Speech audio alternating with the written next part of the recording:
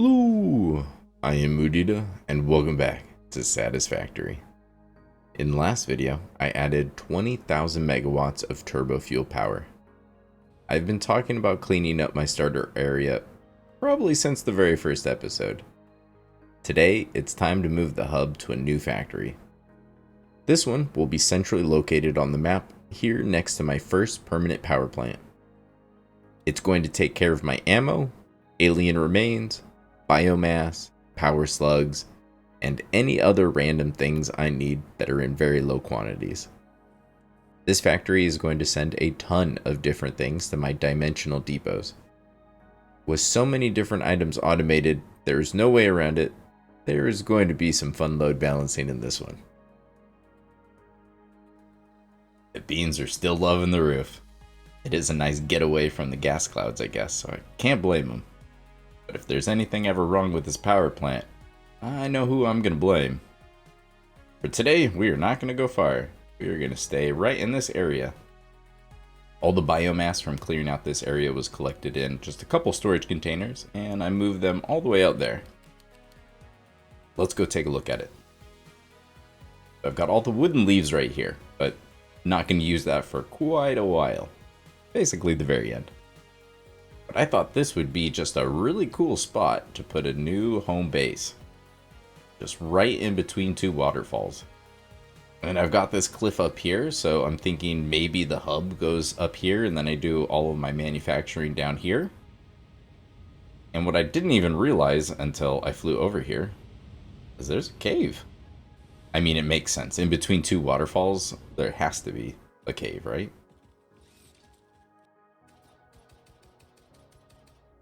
I like when they don't move. Not making any sounds, so I don't think this is a Mercer sphere. Oh! Ah, I see. Can he jump up here? I hope not.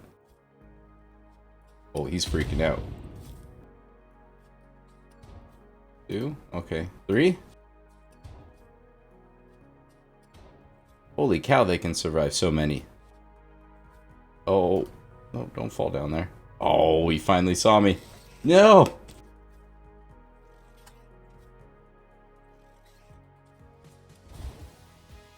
Thought it would be one more. Okay, well, let's clear out all these. Anybody else? Nope, just the one. Okay. Cool.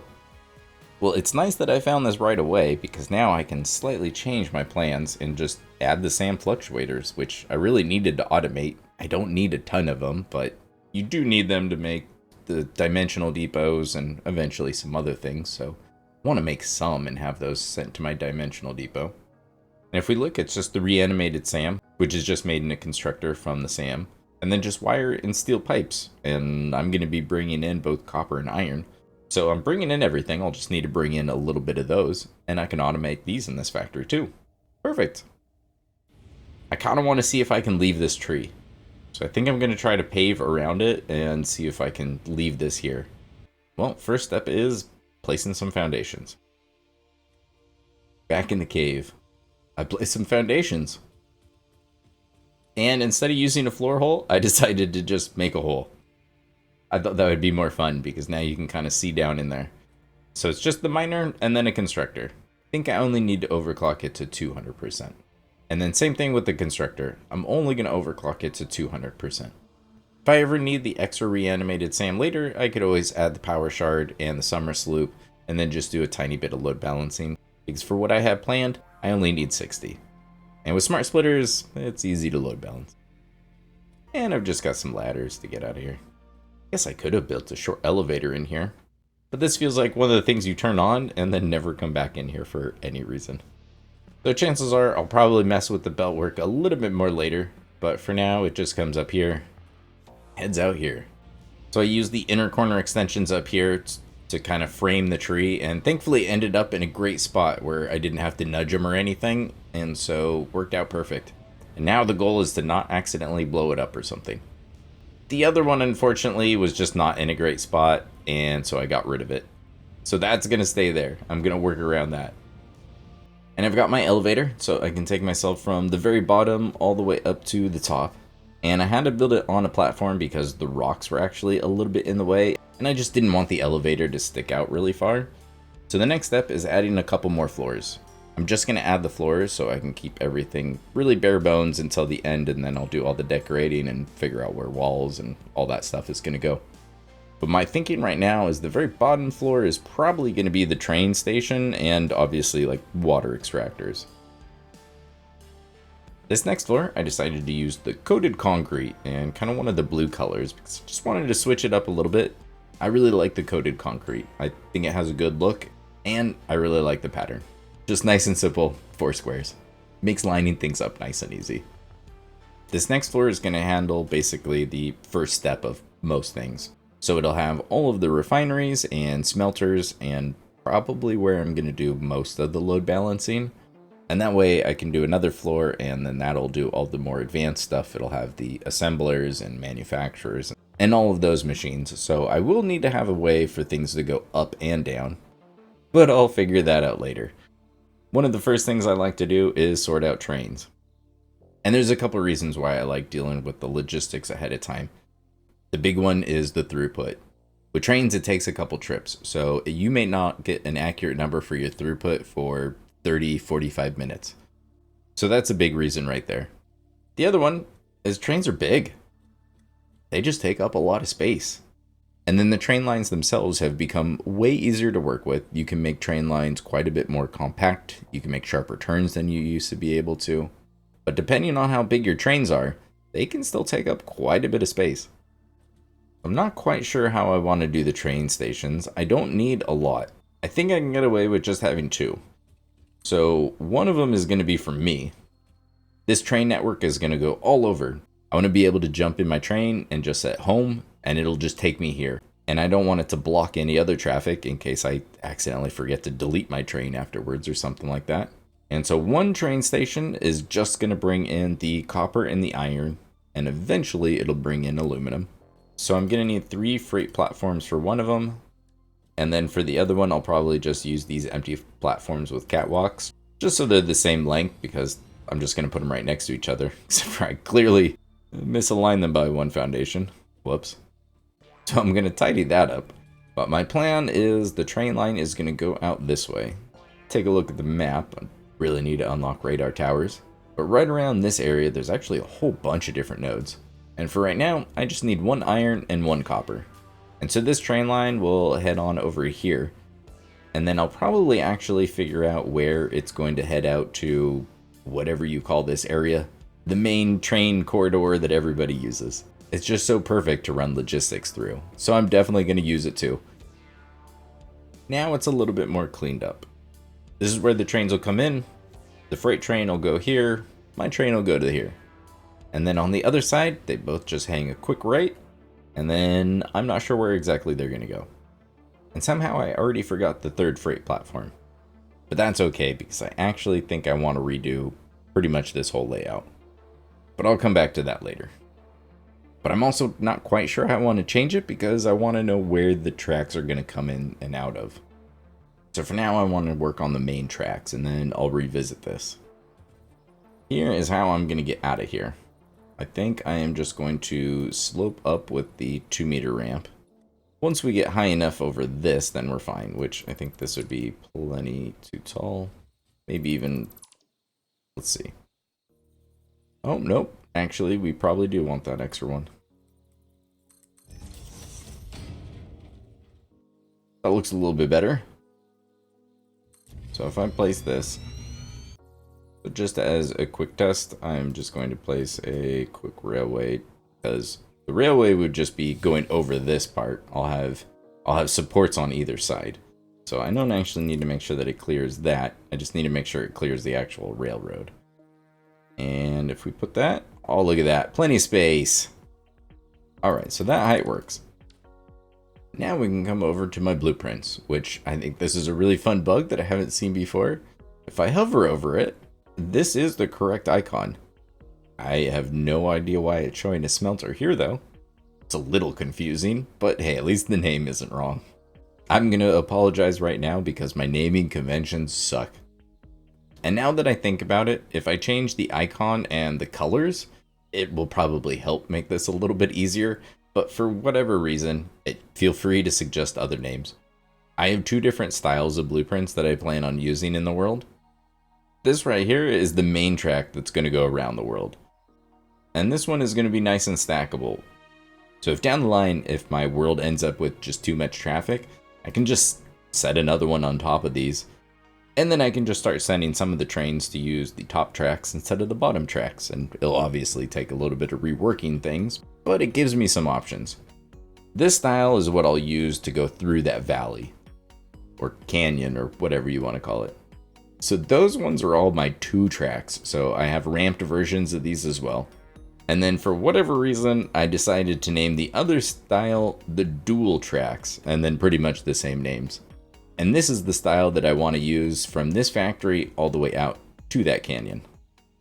So I'm going to lock this in place, and then I am going to nudge it down. And then I just need to line up one of them. And I am going to do right-hand drive, or else that would just be way too confusing for me. Sorry. So I want this one lined up in the middle of this foundation. Most of the time, I actually like that the railway comes all the way to the very edge of the foundation, because that means I can stretch between the 2 foundations the farthest. Whereas if I cut this short, which is what I'm going to do here, on this side, however, I can go the full distance. But if you were to go half a foundation in on each side, which may give you a little bit more wiggle room for when you're turning or something, you're going to have to place these pillars 1 foundation closer than if you brought them all the way to the edge, because the railways can only stretch so far. But to get around the curves and to make it look the cleanest, this is the way I like to do it. You go from a half foundation to the full foundation mark.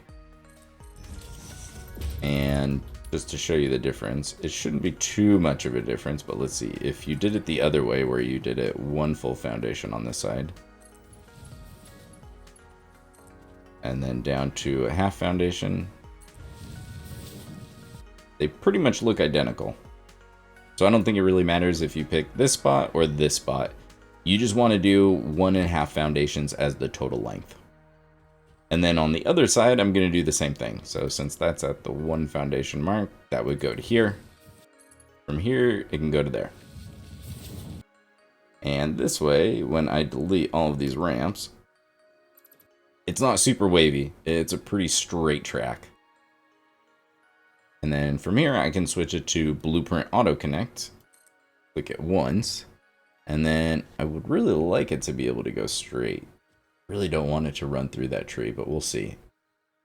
I may try to work around this tree, so I may try to move things over a little bit, but I may have to lumberjack that one down. It would just be really nice if we can just run this straight instead of having to curve it right away, because we'll just place this one here for now. Nice thing with blueprints, they're super easy to delete and replace. So if you don't like the way it looks, just delete it and try it again. So for some place like this, I'm not sure how straight we'll be able to go. And this is where it's going to get a little bit interesting. Ooh, there is a prize down there also. Well, let me take care of this wildlife real quickly. I have to say, out of all of the hogs, this one has the tiniest hitbox. Ah, yes. Another summer sloop. Can't have too many of those. So this is what I'm going to work on next. I'll try to avoid as many trees as I can, but some of these, especially like these small ones, are definitely just going to get chopped down. And then I'm going to see if I can cleanly get it to go through here. And then over this way. Gonna head over here, and then I think once we get to somewhere over here, ah yes, that, oh, found the edge of the camera. And then this area right here has all the nodes. And then I'll continue the main train line just to get it placed basically to the cliff's edge. All right, let's power the train station real quickly just so we can go on a real short trip.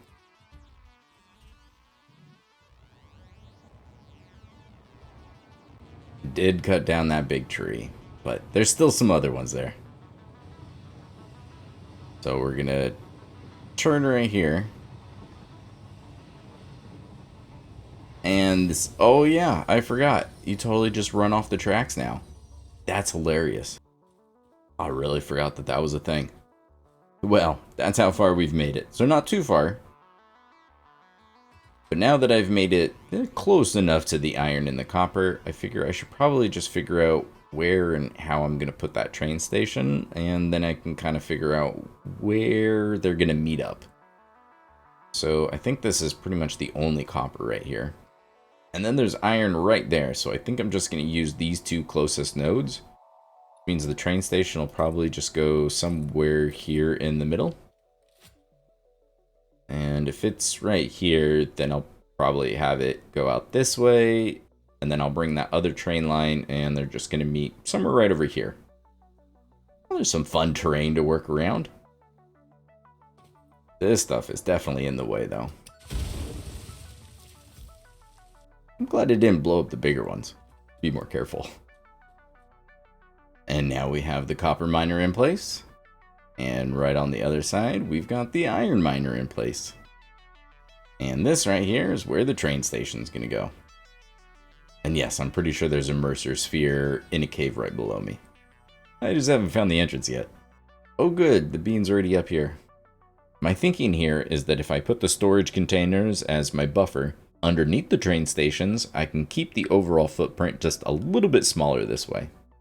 Bean likes it too. And by doing it this way, it keeps the train a little bit higher, since the way out of here is going to be right through here. And then I'm going to have to merge up with the train station right here. The train line is now extended all the way out to the cliff's edge, like I said. And then eventually I'll just add a huge spiral that'll take me all the way down. And I think the main use for that is going to be for me to be able to get back home. I don't think many other trains are going to end up using this route. And that's okay. The trickiest part here with the trains is going to be merging up this new line. So let me show you how I'm going to do it. And that is going to be placing a whole bunch of temporary foundations. So my suggestion would be at least change the foundation, whether it be the size, now I'm going to use 4 meters, whereas these ones right here are 1 meter, or change the material type. And that way you can delete them later much easier and not worry about deleting the ones you actually want to keep. And so I am going to zoom out just a few foundations here. This is what I need to work with. So let's go ahead and just go 4x4, because I think that should be all I need. No, I'm going to need one more, I think, on this side. Alright, so the first step, I'm just going to delete these. They're not quite in the right spot. Because I'm going to have another train coming in, that curve just kind of throws things off a little bit. It is much easier to work with just a straight section here. So I'm going to need this one to be able to make the tightest right turn, which now I know should be a 2x2. So that means it'll go 1, 2, 1, 2, which would bring it to right here. And so for this, I should think I'm going to bring these back a half a foundation. And that'll make things a little bit neater, because now we can go two foundations, we'll bring it to right here. So that's the tightest the turn can make. So now I want to copy that blueprint, and I want to line it up to right over here. Nudge it down, nudge it over. Perfect. And then we'll go ahead and actually go ahead and place it right here. And I probably could have put that in auto connect, and it should have connected to that, but that's okay. We can just reconnect this, make sure that it works. All right.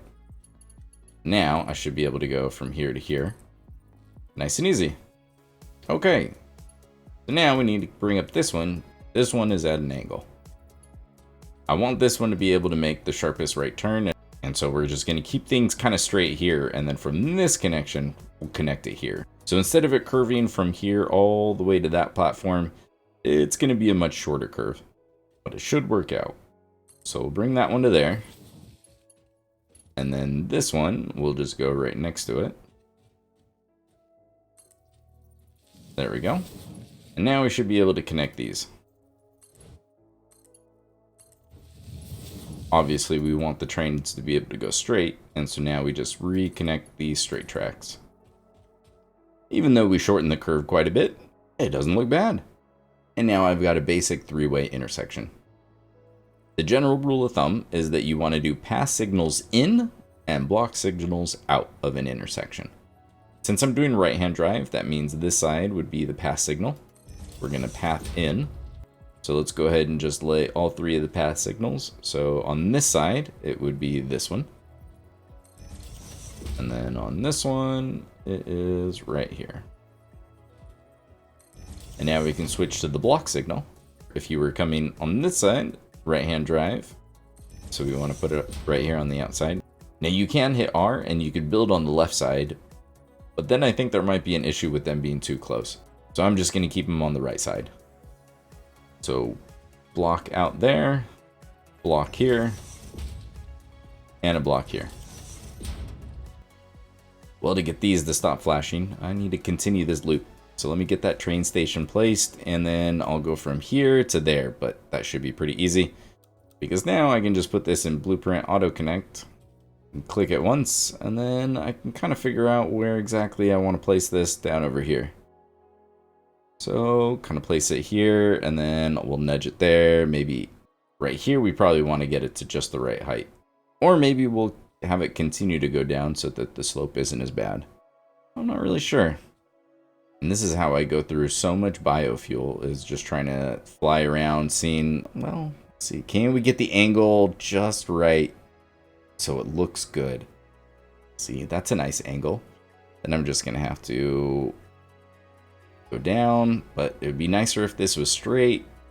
So let me work on this, and I'll show you what it looks like. And now I've got a train station. Like I said, just put the storage buffers underneath. The copper is only going to be transferring 177, so I really only need the small one. The only reason I'm using the industrial storage container for this one is because the rates are just a little close. This is going to be transferring 430 iron ore per minute. The trip is short enough that that's not going to be an issue. The problem is I only have Mark IV belts, and so the difference is only 50. Just to make sure that the belts or lift speed isn't the issue, I wanted to be able to use both inputs. If I got the timing right on the train, I probably could have gotten away with the small one. It's easier to be safe than sorry, and so I'm just going to use the 2. And the train will come in this way, it'll dock, and then we head on out this way. I think it turned out pretty well. I'm going to leave the decorating until later like I usually do. Just in case I needed to add on an extra freight platform or something like that, then I would need to just delete that whole back wall. And I'd just rather avoid doing that. So I'll save that till later. Now we need to go back to the main factory so we can start testing this thing. So here's my dilemma. If this is going to be my main factory, I want to be able to hop in a train and be able to go wherever. Well, as it stands right now, this is my main track out of here. And I mean, I guess I could add another track to go off in a different direction somehow. But that seems kind of messy. And especially the way I have this set up, the trains are exiting this way. So I could split it off and have one go that way somewhere. But there's a good chance I'm going to want to go out to the desert or up to the Crater Lakes or something like that. And right now my only direction is to go out into that canyon this way. So I want to have more options. And so I just had a really bad idea. What if I just delete this and just completely redo how this train is going through this section right here? What if I just gave myself just a few more options on places to go? So I want to keep it at this height. That just makes the most sense. Here's the thing. You can actually make circles and roundabouts really easy. So if I just have a big square that happens to be the same distance on each side, it should work out. Let's see, is that going to be far enough? So this is the tricky part, is just kind of figuring out exactly how big it needs to be. And I just need to get it just the same on all sides. So let's see, is this... That's 9. It's 9. Because now building rails is just so easy. So this one right here is the very middle. I can just click here. And then if I go over to the middle of this one, we can place that. And then we can do the same thing for this one. It should just naturally line up right in the middle of the center one. Same with this.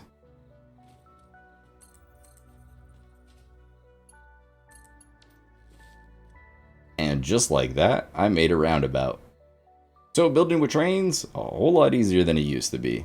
Or maybe I just used to make things way more difficult than they needed to be. Now with a roundabout this size, you can probably only plug in 4 different entrances and exits. And when you do that, they would need to be pretty close to perfectly 90 degrees apart from each other. If that one came in right at the very top of the circle, the other side would need to come out at like the exact same spot, and then you'd need to use the sides. And the reason for that is the tracks kind of need a curve to be able to connect, right? So that one can connect there fine. And then this one can connect somewhere over here. Yeah, it can connect there just fine. But now you see if I had another one coming in this way, well, now it would be really awkward if it plugged in there, right? So the closest you would want it to plug in would be where that one just came in. And then you'd be able to have another entrance plug in this side. So I'm thinking this just gives me one more option, basically. I think I'm only going to have 3. I'm going to have one that goes off this way, one that goes into this main factory, and then a third one that goes off down this way. It would probably be nice to have a 4th one go off this way, just to give me the most amount of options to be able to go somewhere. But I can always just branch off of this one after it turns or something if I want to have it go off that way. But if that's what I need down the line, then, well, that's a future move problem. As I was working with my trains, they don't need a lot, but as you can see, I need 32 quartz for each one of these. So eventually, I ran out again. So this is my super temporary solution. There are 2 quartz nodes, so instead of having to do any belt work for the load balancing, I just made things easy. This is going to take 50. This is going to go right into a constructor, which is going to turn that 50 into 30. And then that'll go into my dimensional depot. 30 a minute will be more than enough. And then I just need to fly over to this side. And this one is underclocked to only 18 a minute. And this is going to create 30 silica, which, like I said, will be more than enough no matter how many windows I want to put in there. All right. Finally, I can at least have this taken care of and I don't have to mess with quartz anymore. Well, until I turn this into a real factory.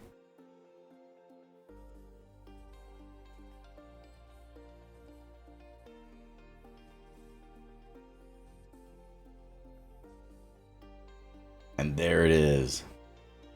After some moving stuff around and an unfortunate accident, I had left those other big trees right here, and I was trying my hardest to make sure that the train tracks didn't go through them or the train when it went by. And then there were some rocks up here, and they were sticking through the train tracks, and so I had to blow them up, and I had no idea that a nobelisk placed here would blow up the trees that were down here. I was so upset. I really wanted to leave those trees there, but I couldn't have the train running through the rocks. So, sorry trees, I tried. So now I've got my roundabout, and thanks to a comment in the last video, I decided to make another blueprint that's just a little bit shorter. It's only 2 foundations, and this way when I'm making a sharper turn or a roundabout like this, I don't have to have weird straight sections in there. And then with it being smaller and using the ramped walls, you can pretty much make as sharp of a turn as you need and it won't clip through them. So I just have those placed on 3 sides basically because this side, runs on top of the ground, so didn't feel like I needed one over there. And this one I'll lay out some more later just so it doesn't just end right here. Instead it'll end, at the waterfall or something. But this is how I'll run it out this way. And then this is going to be the new track for getting into this new factory. So I didn't like how little space I had going right into here. So instead what we're going to do is we're going to go down here. And since we're doing right-hand drive, the incoming train will branch off here. And then I'm going to change these basically 90 degrees. And then the outcoming train will just come out this side, come through these little things, and meet back up with the train line here. Yeah, something like that.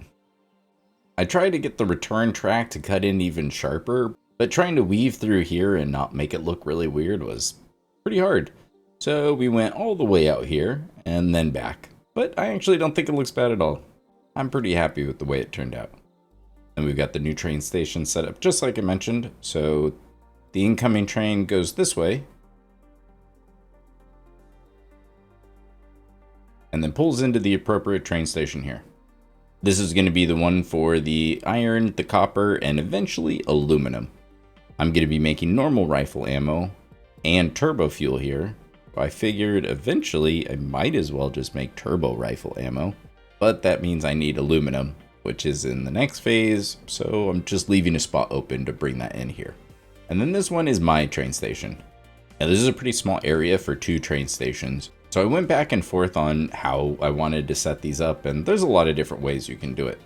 But something you probably want to keep in mind if you're going to set up a train station, especially if it's going to be busier than this one. At the most, there should only ever be 3 trains coming here. There will be the iron and the copper, and there will be a second one for the aluminum, because I'm not going to have this one try to stop at both of those train stations. I think the round trip might be a little bit too long then. And then my train whenever I decide to set it for home and just let it take me here. Worst case scenario, we've got a train that's already docked here. So the second train would stop here, because this light would be red, but that train, even if it's one locomotive and one freight platform, but it's going to stick past this signal right here, which means that it's going to block off this whole next section. So that means the third train would end up waiting all the way back here. Now I could shorten that by adding another block signal up here, and it would wait a little bit closer. But that third train in this scenario would be me. And so I think it's fine. If I really wanted to get around it, I could have this train line go out farther and then go back in. If I gave this section enough space so that the train and the locomotive could be here, then I could make this a pass signal, and then my train would be able to just pass through here if this was long enough. But the beauty about the aluminum is I need so little, I could probably have that train run once an hour, and that would probably still be more than enough. So in this specific scenario, I don't care, and this is fine. However, that is something you want to keep in mind whenever you're building multiple train stations that are next to each other in this sort of a fashion. How long your trains are and how long your block signals are definitely something you want to keep in mind. So I made sure these belts are high enough so that the train can pass under here just fine.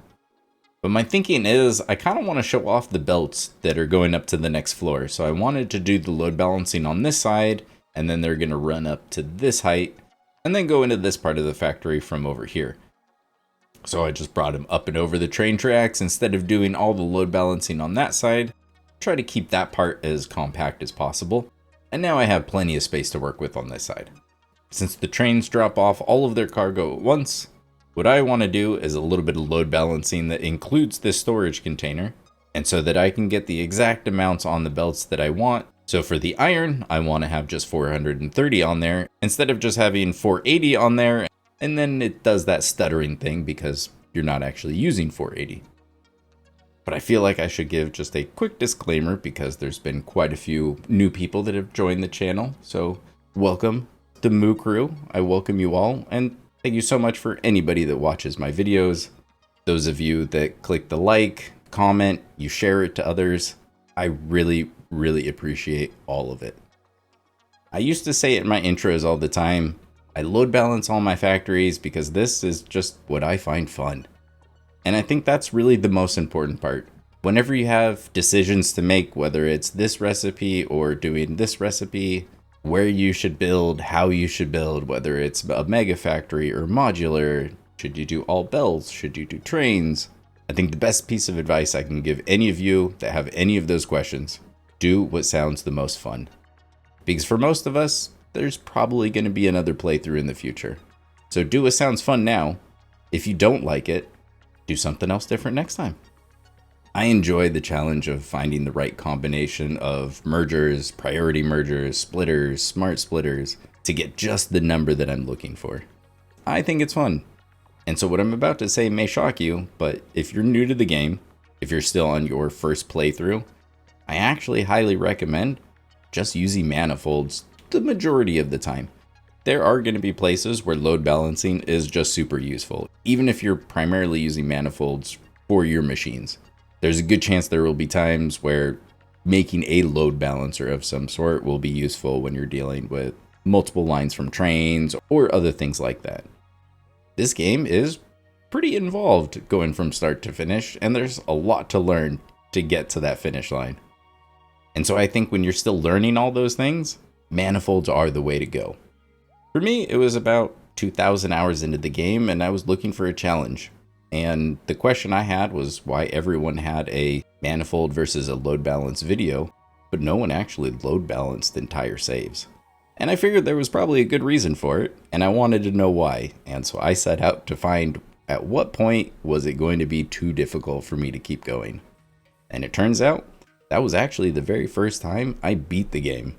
I had gotten very far in the game, and I always just ended up restarting before I finished the last space elevator parts. And that was over 2,000 hours ago in this game, and I haven't looked back. I had taken a break from the game, and this kind of reinvigorated my passion for it, and it's honestly the reason why I created this channel. Because I wanted to share that load balancing isn't so bad. Now that being said, we are about to get into some real fun load balancing. But we'll start off easy with the iron. Thank you so much to the comment that recommended I try Excalidraw.com. It's a great website. I'll put a link to it in the description, but that's what I'm using for this. There were a couple suggestions, and I'll go over another one that I tried a little bit later, but I think this is probably the one that I'm going to stick with. And this has a dark mode, so I think most people prefer it. I personally really like dark mode, but if you feel differently, feel free to let me know in the comments below. Alright, so I'm going to be doing a little bit of load balancing using this storage container. So the one thing that's missing from this drawing, sorry about that, is that this merger behind the storage unit is actually a priority merger.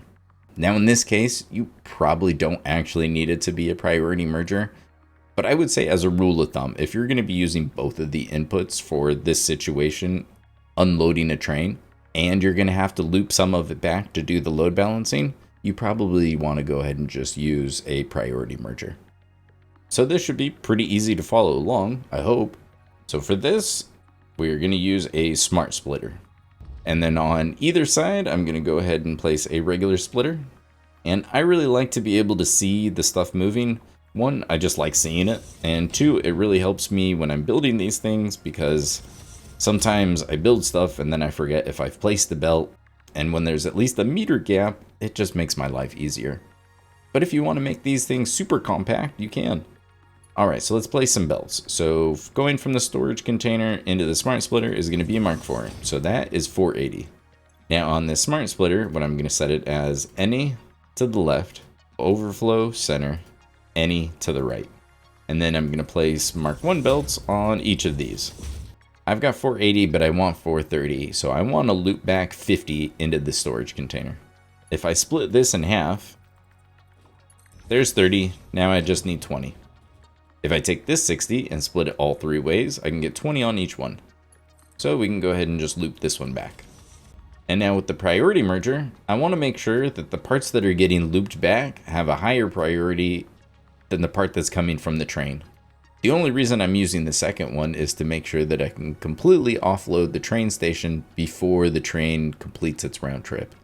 But the second one ensures that I'll have good throughput.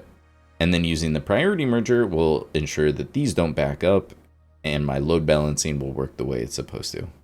So let's finish that. To group it all together, I just need two mergers. Right in front of the smart splitter, we're going to go ahead and place the first one. And then the second one will go right next to it. Like I mentioned, this one is going to be 360 coming out of the smart splitter. We've got 20 here, 20 here. So that means 40 into here. And then 30 into here. And that's how I load balance the 430. This one, really not too bad. Especially when you use the smart splitter. It definitely helps. Now, onto the copper. This is where it gets interesting. I need 177, which means I need to use a 270 belt. This right here, even when you simplify it, is 59 over 90. That can't be that bad, right? Honestly, it's not as bad as I thought it was. As you can see, here's the diagram, and hopefully I'll be able to keep these up on the screen while I'm building, so it's kind of easier to follow. I'm hoping that it fits. So we start with the 270 going into a splitter. So right off the bat, we can go ahead and send 90 back, but I need to place a merger back here. So let's go ahead and place one there. We got the Mark II. So there's 90. Eventually, this is going to be 93. So I can go ahead and just place that there. So in front of the splitter, I'm going to place a merger. And then next to that, I'm going to place a splitter. So from here, we've got 90 and 90. With this 90, we're going to split it all 3 ways. So we've got 30 into here. So now 90 and 30, I've got 120 into this merger. And now I'm going to place a merger in front of the splitter here. So I've got the 120 from the merger, 30 from this splitter. And now I need to use this last output, and that 30 is going to go into a splitter. This one is going to split it in half. So now we're going to take 15. This merger now has 165. And now I have the other half to work with, which would be 15. Now I mentioned I need to loop back 3, right? If I divide 15 by 5, I've got my 3. So I just need to do a 5-way split. And the good old 5-way split starts with the merger. And since I only need 1/5, I just need 2 splitters. So we can go ahead and just place both of those. And then let's place all the belts. So 15 goes into the merger. And then from the merger into here, it's going to be the 15 plus the part that gets looped back. So once this is up and running, this is going to have 18. This splitter splits it in half. So it's going to be 9 going one way. And for that, we can go ahead and place another merger here. So there, we've got 9. And then the other 9. So with this one, I need to loop back one of them into the merger. And now I'm left with 2/5. That was 3. And like I mentioned, we needed to loop back 93 in total. So there's the 3. The last 3 goes here. So we've got 9 and 3. And then from this merger over here, we've got our 165. In total, there's my 177. So yes, it does take up a decent amount of space, but honestly, it wasn't really as bad as I thought it was going to be. And if you're at all curious about the math that I showed for that 5-way split, there should be a little video linked in the top corner that I go into much more detail about the actual math on that. But the best way to show that this works is to prove it. So let me add some sinks and then we can get these trains up and running. I did a little bit of decorating. Didn't want to go too crazy yet, just in case I do need to make changes, but decided to add at least a little bit. So I'm pretty sure this is not going to change. So I'm going to have the 430 coming out of this normal iron node. Oh, need to patch up that hole there. But the ore is just going to come right into here. We've got the storage containers just like before. But now at least I have some stairs that I can get up or down just in case I need to go down there. And then same thing over here with the copper. Once I know everything's good, I'll come back and add a roof. But for now, this will do. Let's go ahead and get these miners turned on. And then once they've collected a little bit of ore, I'll go ahead and turn on the train. So at least we can see the first batch go through and test those load balancers.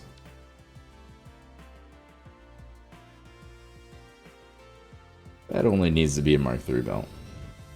That looks correct. It was way too empty before.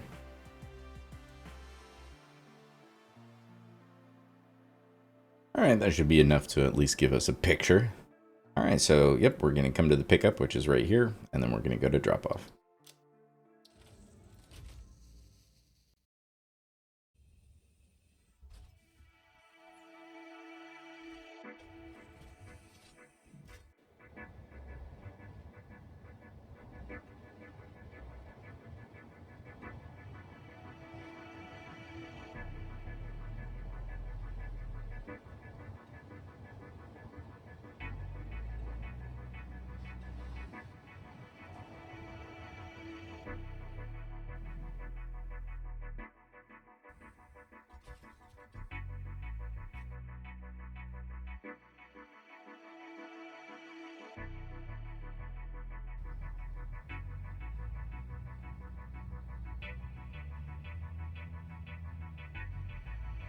There we go. Looks like it's staying at 177 and 430. The two numbers we were looking for. Alright, so not too bad. And the train is already back. I don't think it needs to run quite as often as it is running, so I'm probably going to add a little bit of time on there. Each of those freight cars can hold 3,200 for ore anyway, because they stack to 100. The iron is the one I'm bringing in at the higher quantity. So for this one, the round trip needs to be under, we'll just round up and say 7.5 minutes, and that's including the docking times. So I can actually have it wait over at the iron in the copper station, probably for, I don't know, 2 or 3 minutes. Once I time the round trip for the train, I'll have a good idea, and then I can have it wait a little bit longer, and then each trip will be a little bit more full.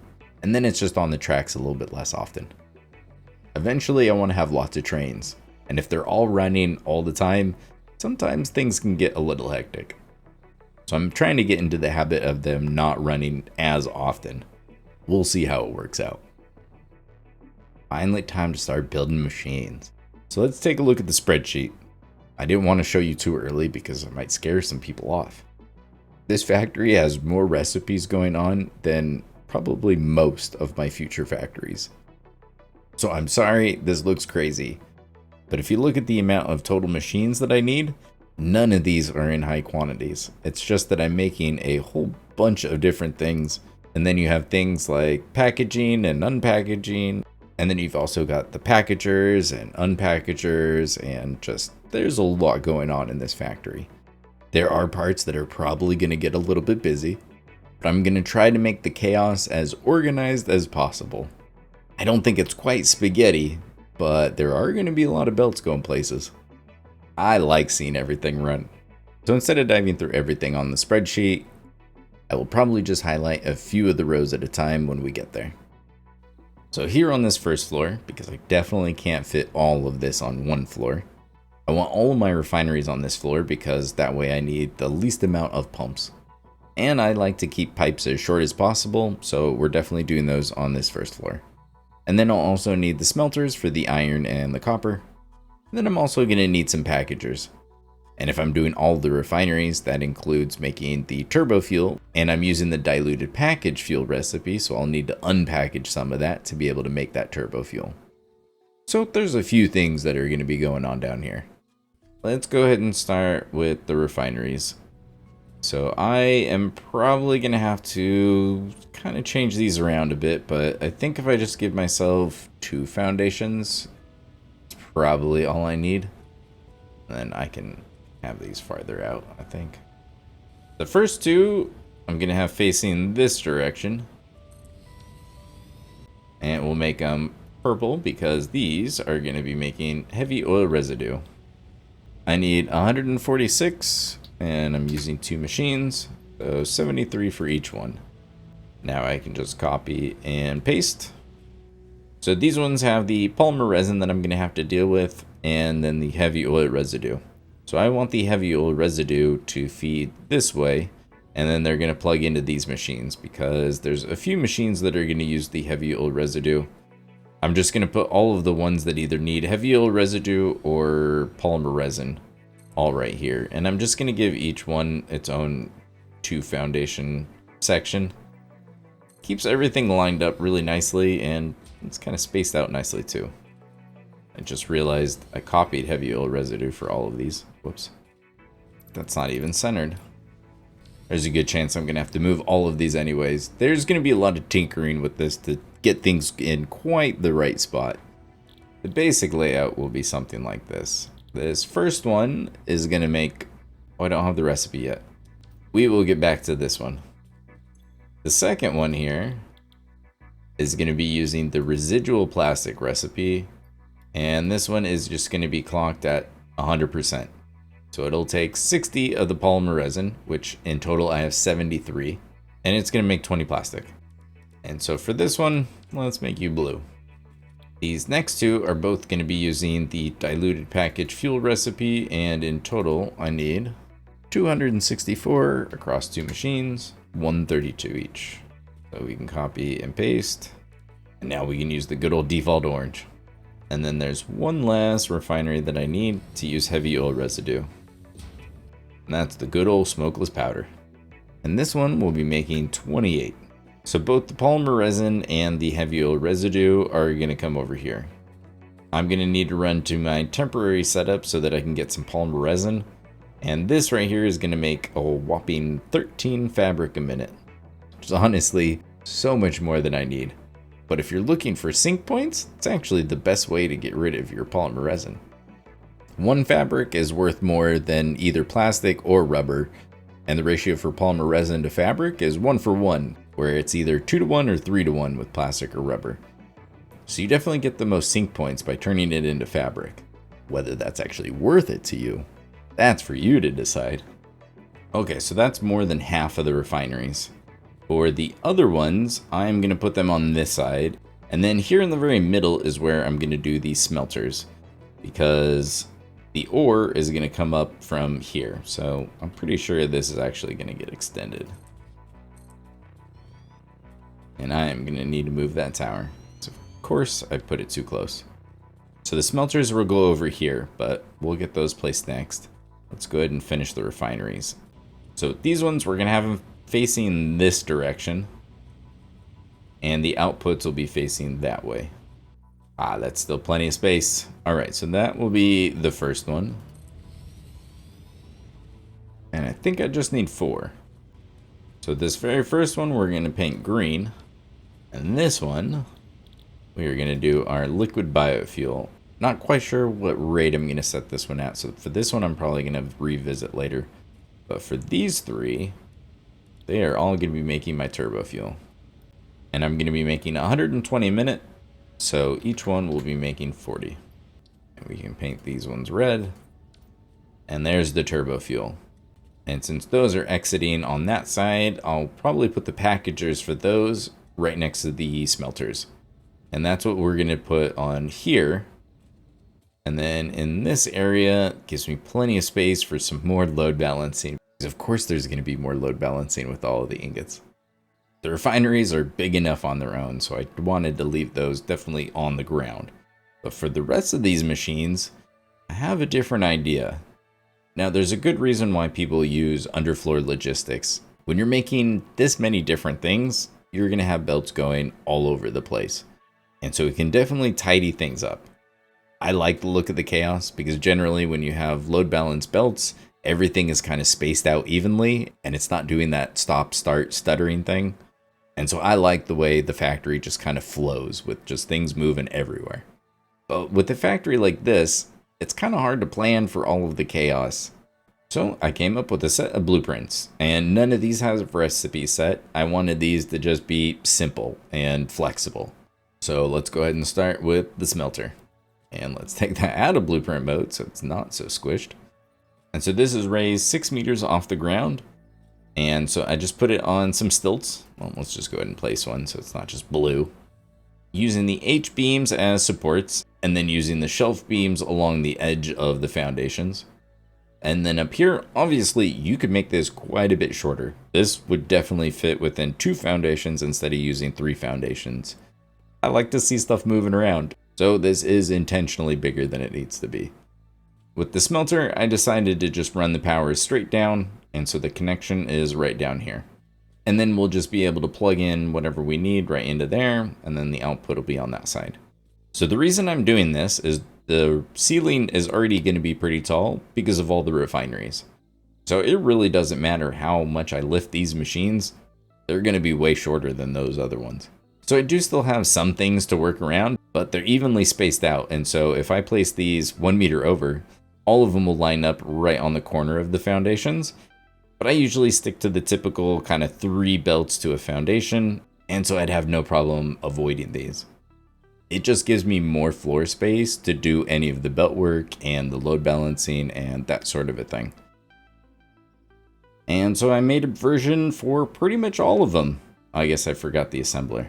But basically they're all at the same height. For the manufacturer, it might get a little bit more interesting because I don't think I can actually have 3 levels of the lift. Yeah, so this is only enough space for 2 different belt heights, basically. So with the manufacturer, I might have to get a little bit creative, but oh, that's the fun part, right? And so this is the theme I'll be working with in this factory. Alright, so I went ahead and placed the smelters. It took me a little bit to get them in quite the right spot.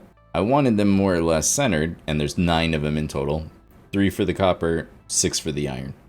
So on this side, the spacing is almost 2.5 foundations past the last refinery. And because that waterfall sticks out a little bit farther, just got a little bit less space on this side. But I think it'll be fine. I may still have to move things around. I took out this chunk because I'd really like to make it not a giant square, so where I can, I'd really like to be able to do some diagonal edges, so it's not just a huge box. But we'll see. I may end up needing the space. So the iron and the copper will be coming up on this side, and it's probably pretty obvious, but the load balancing on this side is pretty easy. But one of the things I really like about the way I set up these blueprints is if I have the blueprint lined up right on the edge of the foundation, I can place this splitter on this half of the foundation. And when I grab my lift, it is just the right distance to snap right into there. And if you hold the dismantle tool over it, you'll see that the accordion sticks into the splitter. Whereas before, when I had those weird issues, it would end right before the splitter and you'd be able to place a belt in between the two. So that's two ways you can check. And then with these ones, I can just bring it down to the floor. Change it to straight mode. And there we go. And with the 6, I just do 2 of those and then 1 more in the middle. Those are pretty easy. The exciting part is on this side. A lot of the time, I want to get all the machines done, and then I kind of go back and I do the belt work. However, with this factory, I've already crunched a bunch of the numbers, and so I already know what load balancing I need to do, and I have a feeling some of them are going to take up a decent amount of space. So I actually want to get this load balancing out of the way first, so then I can see how much space I have left to work with on this floor. Well, between these two, I'm not really sure which one's the easy one. It's actually probably the copper. So we'll finish with that one. Let's dive into this one instead. So I'm going to get everything grouped together real quick. And once we have all 430 grouped together, then it'll be a little bit easier. And these are each going to be putting out 71 2/3. Which definitely means I placed the wrong speed for all of these. And we've got our 430 coming out of the merger.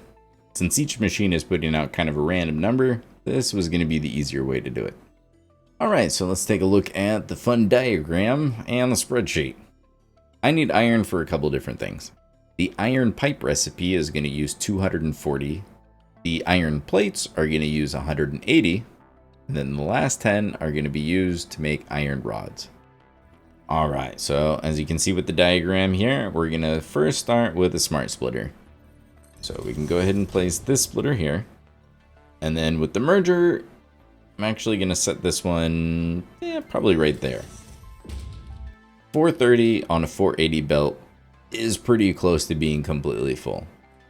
However, because I'm going to set both of these as a priority and this one as the overflow, I want to make sure that these stay completely full and there isn't any issues. So I am going to make the last bit of the belt Mark II. But this first part is going to be Mark III. So most likely, I don't need to do this at all.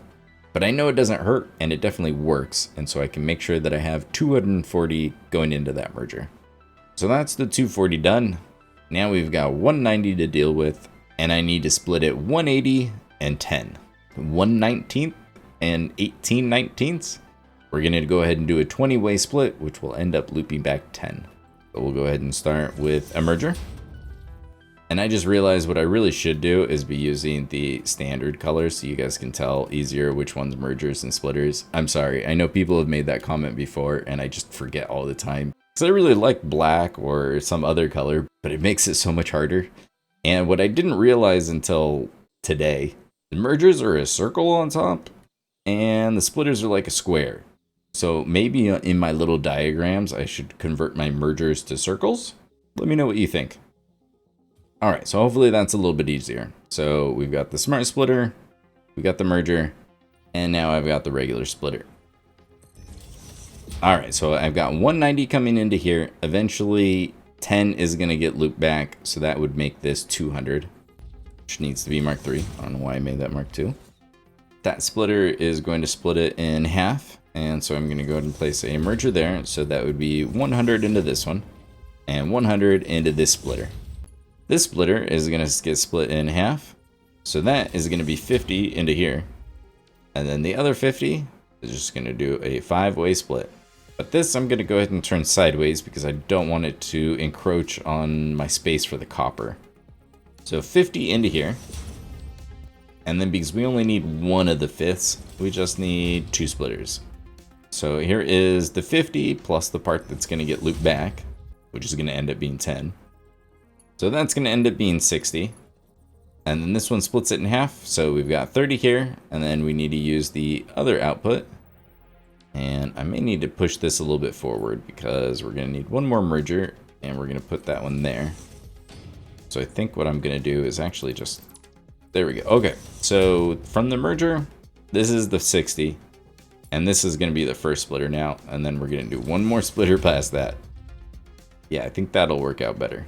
So this merger right here has 150 going into it. Now with the 5-way split, we'll split it in half. So this is 30. So right here is my 180. So that one's all done. Here's 30. Now 10 of it needs to go back this way. And I don't think there's quite enough space to squeeze that in. Nope, that's gonna clip. Yeah, so we'll just use good old stubby. And we can go ahead and just place that there. And then we'll do the same thing on this side. And there we go. I may end up rearranging things, but that gets that 10 all the way back to that first merger to complete the 20-way split. So now I've got my 240, my 180, and my 10. And that's the load balancing for the iron. Now let's look at the copper.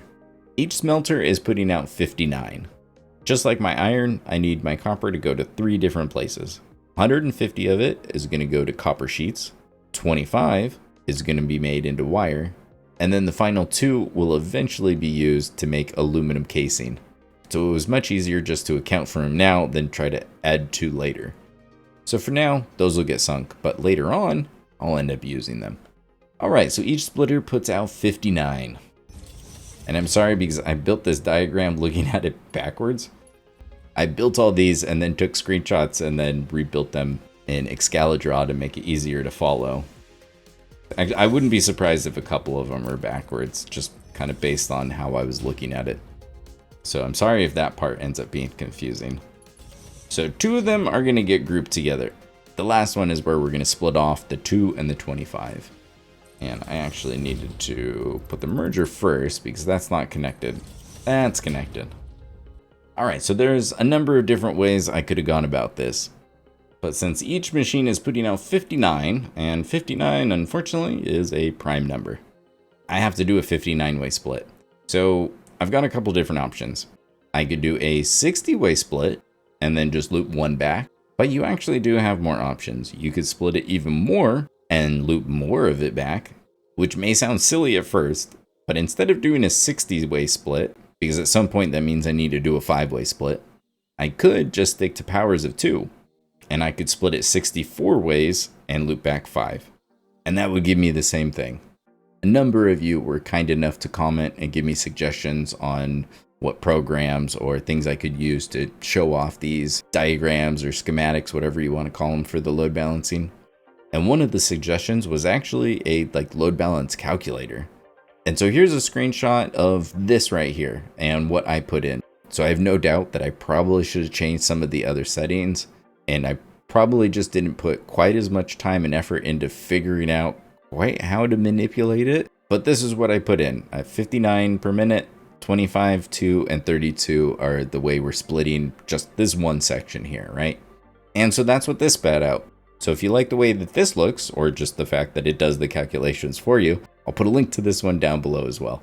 But for me personally, I kind of like the way that I drew it, but feel free to tell me which one you prefer. Alright, so we're going to start with the merger because we're going to have to loop 5 of them back. And then we're just going to place a bunch of splitters. So now we can just kind of count up. So 2, 4, 8, 16, 32, 64.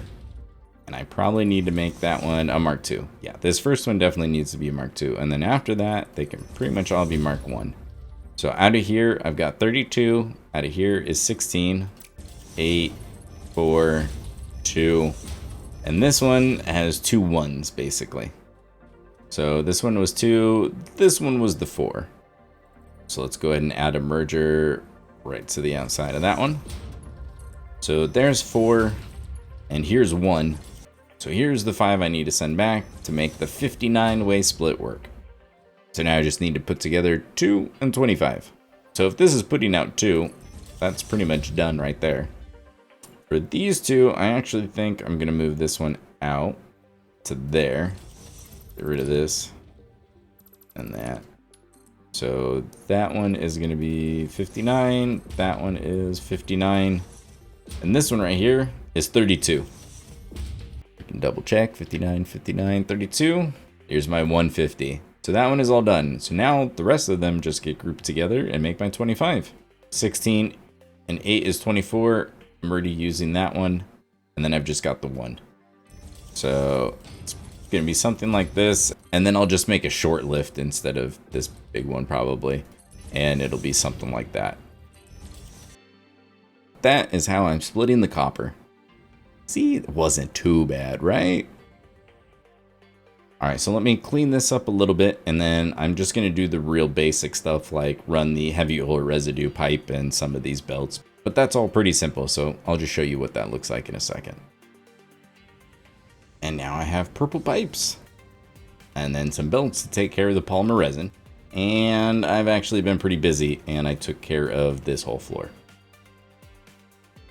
So I know it looks like I added a bit more, but I promise it's not much. So I'm going to go through it, but it's basically 3 packagers over here to take care of my turbo fuel. And then we've got 2 packagers here. The green refinery is making the liquid biofuel. And then that is going to go into this packager, which is then going to package it. For this, I obviously need empty canisters. Would you believe me if I told you that when I originally planned this factory, I only made enough empty canisters to deal with the fuel and the turbo fuel? I'm sure none of you believe me. I plan everything out perfectly. So that is why I'm making that amount of plastic. It is all going into this constructor, which is using the default empty canister recipe. Those are coming right over here, and they're going into a smart splitter. And the reason for that is this packager is not going to run all the time because it's only going to run when I drop off biomass and I get some liquid biofuel being made. 99.9% of the time, this is just going to sit here and not run. But I need to use that polymer resin or else the heavy oil residue has issues and so on and so forth.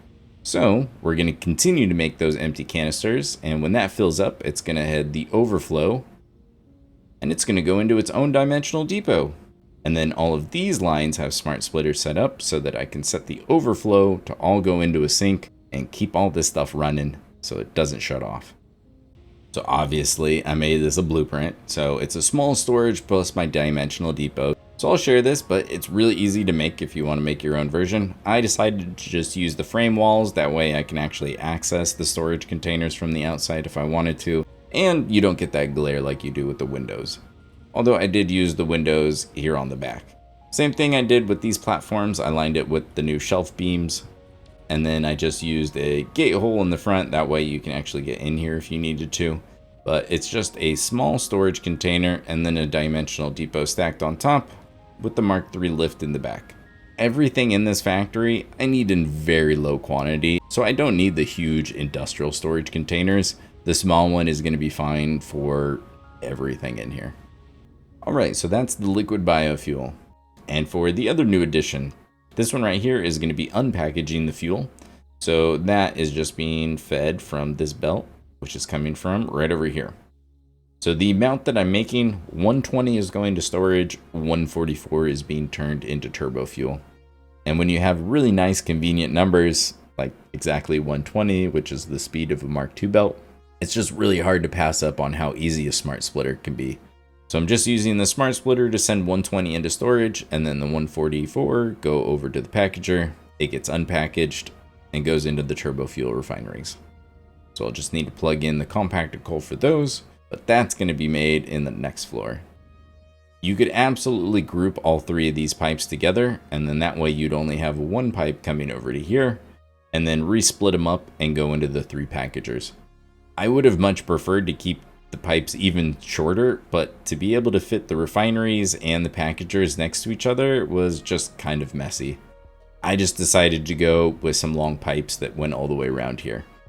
For the empty canisters, I needed to do just a tiny bit of load balancing. because I'm unpackaging 144 fuel, but I only need 120 canisters to repackage that turbo fuel. So that's actually 24 canisters a minute that I don't have to make. So I'll be able to make 24 less than what I need in these two right here. We'll get to that when we get to the next floor. But basically, I have 24 empty canisters here. The other 120 end up repackaging these turbo fuel. And then everything else was just kind of connecting the belts and the pipes and a lot of busy work. So it really wasn't too much that I added. So the next floor will have the bulk of the manufacturing done, at least all the stuff that's like permanently automated. The third floor will have my hub, and that'll also be the spot where the few constructors for the biomass and the alien remains and the slugs and stuff go. So I'll keep those ones separate. So let me get to work and add another layer of foundations. Waterfalls are so loud, so I had to get a little bit of a distance away. I wanted to start zoomed in here because I want to apologize for the flashbang that you're about to have for the rest of this video. Because I decided to go with white foundations. It looks really clean. It is just really bright also. I'm sure most of you know, but the way to do it is you can do this with any swatch really. Well, any swatch that you can edit. Normally, the default would be 0 to 1 for both of these sliders. And if it's 1, we'll select that. This would be the color. And if I change it to 2, then it's a little bit lighter. There we go. Get some daytime. So you can kind of keep on climbing until you find just the right shade that you want. But if you put in 10, you get a really bright white. So it gives you some more color options that you can play with. But once you raise this, I think really above 1, you start having much more limited options for colors. So 2, you still have, a decent amount of variety. But once you put this up to 10, you have very few. The hex code doesn't change quite as often. Although when you find certain spots, you'll get a whole bunch of different ones. So you may just kind of have to play around with it if you want to get the really bright colors. But that's how you get it. And my suggestion is, once you have it the way you like it, go ahead and just hit save, give it a name, and then that way you can hit load preset, and now I have a couple in here. So I've got bright white, bright red, bright light blue, and then dark black so far. And then I'll just kind of add to it as I go. But for this, we're using the bright white, for this floor anyways. I extended the elevator up to this floor, although I'm probably not going to have it exit right here at the ground level. Like with the other factories, I'm going to have my main walkway a little bit above the floor. That way I get a nice view of all my progress below me. But before we start building on this floor, let's go ahead and head back down, because there's something else on this floor I need to take care of. Most of these items need to go upstairs. So we've got the copper ingots here, the iron ingots here. This is going to be the smokeless powder, which I think I forgot to show this load balancing off, so my apologies, but this one's pretty simple. This is outputting 28, and I need it to go into 3 spots, 8, 10, and 10. So 28 isn't that far off from a 32-way split, so I decided, why don't I just do that? But then I realized I didn't need to actually add on the very last splitter. This one splits off 4 and 4. This one right here is outputting 8, which is one of the ones I need.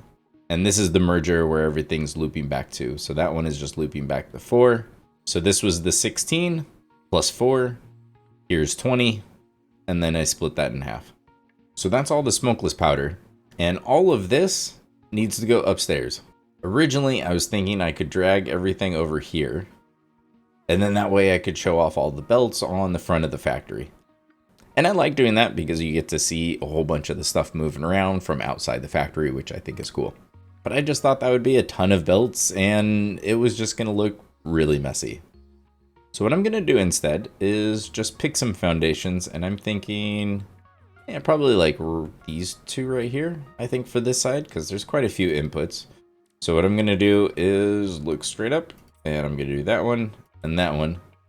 I'll dress it up later so that it's not just a bunch of random lifts in the middle of the factory. Hopefully it'll look all right. But that's basically the idea, is I'm just going to place some floor holes, probably try not to make it too cramped so that I have plenty of space. So at most I want just 4 in a foundation, even though you can obviously fit more.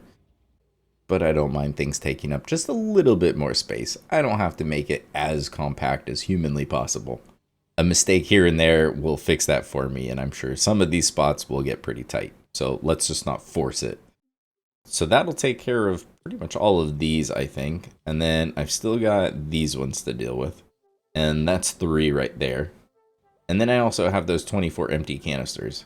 I may change this, but for now, we'll pick this one. And I'll do the same thing where one is in each kind of quarter of the foundation. So I'm just going to bring these straight down and make sure they're facing the right direction. There's so many different belts and so many different amounts that I had to add labels, or else there's just no way I was going to get things in the right place going up to the next floor. So let me figure out where each one of these is going to go, and then we'll start working on the next floor. Sounds of the waterfall, some birds in the background. My neighbor's dog is barking. It's going to be a good day. So they're all plugged up, and for now, this is where things are going to go. You never know in the future, I may need to move things, but I'm pretty sure this is where they're all going to go. And then we've got this side. So the empty canisters are actually going to need to go downstairs. I am hopefully going to figure out how to use a vertical merger right here, and I'll be able to plug that in, and it'll combine with all of the empty canisters I'm making on the next floor above. They'll all get grouped together, go downstairs, and then that's where they'll get packaged. Most of these signs are supposed to just be temporary, although I leave them in a lot of factories because it's just kind of nice to have. But once this factory is up and running, I'll add a bunch of throughput monitors and we can really make sure that everything's at the numbers they're supposed to, and I actually did my load balancing correctly. I love those new things.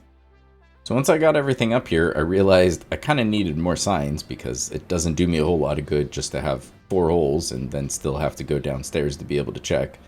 Well, that's wrong. It's 240, not 120. And that's going to go downstairs, so that's why it's in red. The green ones are the ones that are coming up here. So those are the different amounts of iron, and then if we come over here, we've got the copper, smokeless powder, and this one right here is where the black powder will go downstairs to create that smokeless powder. Yeah, things are kind of all over the place in this factory. It probably could be laid out better, but where's the fun in that? And if we take a look at the spreadsheet, this floor is just going to have a whole bunch of stuff. Now that I'm thinking about it, basically everything that I haven't made already, I am going to figure out a way to put on this floor. And after getting all of these resources up here, I realized I'm missing 2 very major ones. That would be the coal and sulfur. Yeah, kind of forgot about those. Thankfully, they're coming from right over there. Just need to fly around to the backside of the train station, and there is a hole in the wall, and I am sinking 120 coal and 120 sulfur. And I just need to figure out how to get this over there. So could I just bring it through here? Punch a hole here. Oh, I mean I could, but that's not very convenient. Going too much farther over kind of runs me into this trouble, and I don't want to clip the belt through the ground, and getting it over there is going to be kind of a pain. So what if we just, I guess, tunnel through here? We'll want to add these. Oh, seriously? How did you guys get down there? Yeah, get on top of, there we go. I didn't have to kill him. Oh, I'm so happy. I mean, I totally wouldn't have killed the innocent birds. So yeah, we could get out this way. Maybe I'll have it go up 1 before I head out. But that should be a good way to get out of here. So we'll just take those. And then we'll just get a belt to go from here to there. That won't take long at all. And just like that, I have coal and sulfur. These ones I decided I did want to display on the front. So those are going to be running right up here. And we have a couple of things that are going to be loading up here in the front. I realized the copper and the iron were always going to run up the front here. So I decided the packaged water should also. So that's going to come up here. And then it's going to cross over them because I need them on this side of the factory. Whereas the copper goes here, iron goes here. And it would probably make way more sense to rearrange it so that this one was the packaged water and just do any of those belt shenanigans down here since it's way more hidden. but there's going to be a whole lot of this belts having to go up and over other belts to get where they need to go. So it just kind of fits in with the rest of the factory. The packaged water just heads right over here and then plugs into the 2 refineries, making diluted packaged fuel. They're already grouped up on a sushi belt, and it makes sense just to use the sushi belt to bring over the coal and the sulfur, mainly because they're coming over in the exact same amount. Even still, I wanted to make sure that I didn't have any issues, so I have a nice long buffer of belt before it hits the lift. The sushi belt should be 1 coal, 1 sulfur, 1 coal, 1 sulfur, and it should just alternate. But if for any reason that doesn't happen, the 2 long stretches of Mark III belt will kind of give it any sort of wiggle room. Or at least that's my theory. And that belt is just coming from over here, which I just ran along the ceiling. And there's the bus. So I decided to try to take advantage of the curve belt mode and get that one just right in the middle. So the 2 curves should be exactly the same. I like the new curve modes for the buses. It's nice and it switches it up. Now it's time to place a whole bunch of machines.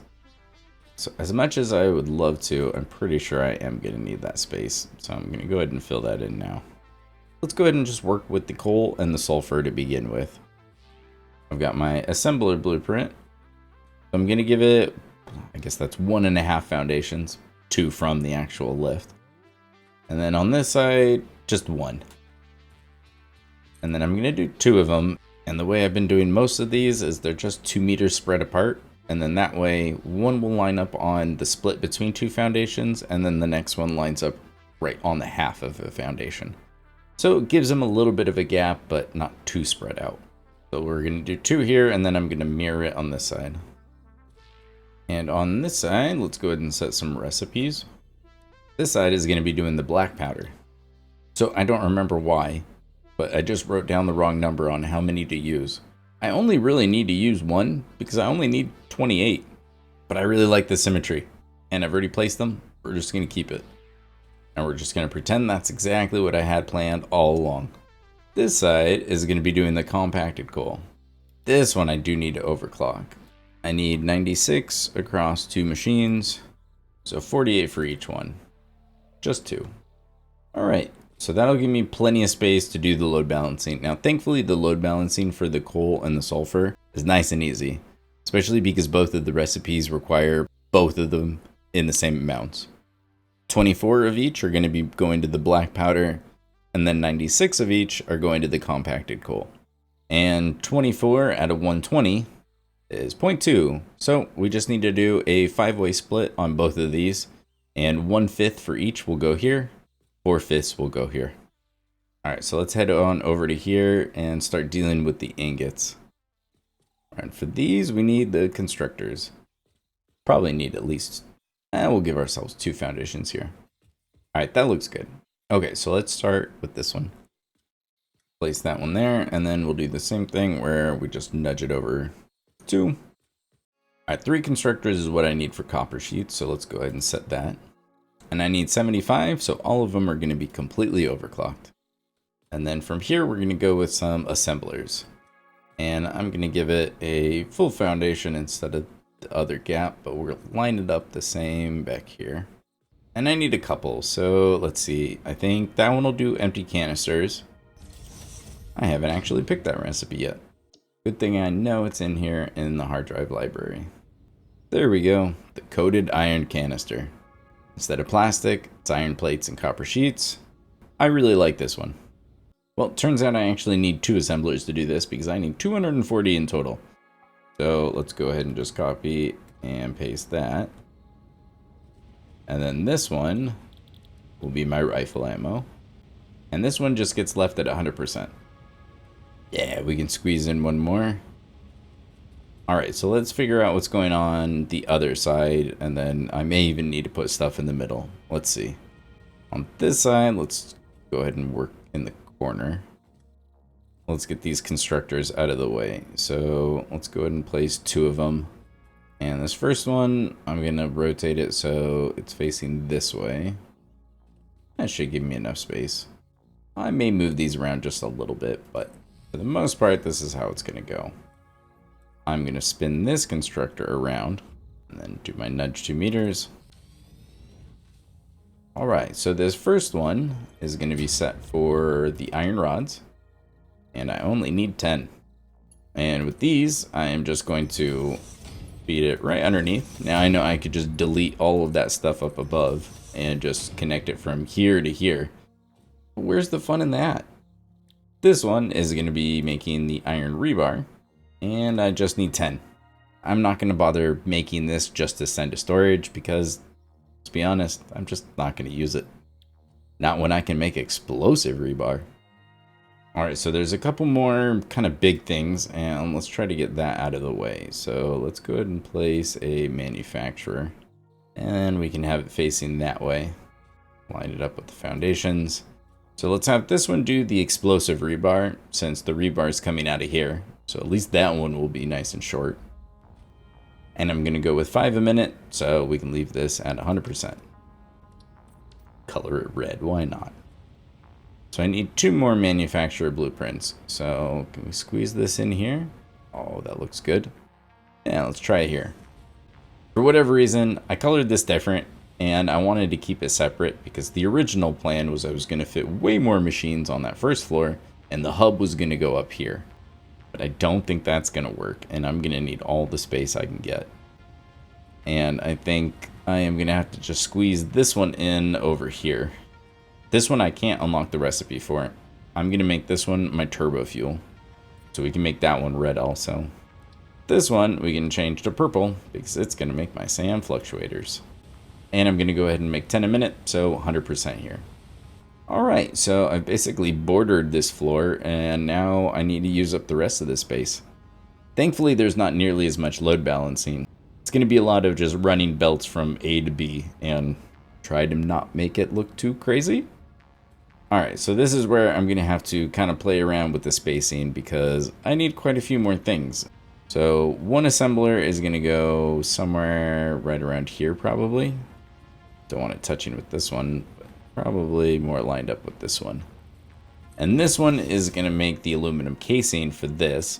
So both of these are just going to be off until I get to the next phase. And then on this side, not quite sure how much space I have. But I need 4 constructors, 3 of them for the iron plates and 1 of them for the steel pipes. This end one right here will be the steel pipes, which is using the iron pipe recipe. I only need iron, no coal required here. I needed all that for my explosive stuff. And this is going to be making 60 steel pipes. So that's where the 240 goes. And then with the iron plates, I need 120, so each one of these is overclocked to 200%. Alright, so we're getting close. Now I just kind of have to shoehorn these last 2, I think, in the middle. So let's get the assembler in first, and I guess we'll try... I guess it's kind of centered in between those 2. We need the space, so yeah, let's just try it right there. So this one is going to be making the nobelisk. And I need 10, so leaving this at 100%. The last thing I need is a constructor.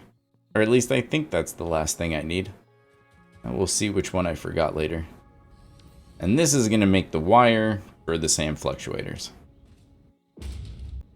Because I need 50 wire, I decided to go with just the normal default recipe that used copper ingots.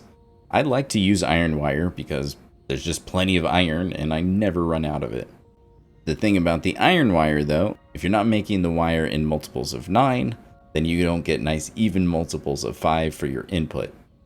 And since I needed 50, it was just much easier to go with just the regular wire recipe, since that's just 1 copper ingot to 2 wire.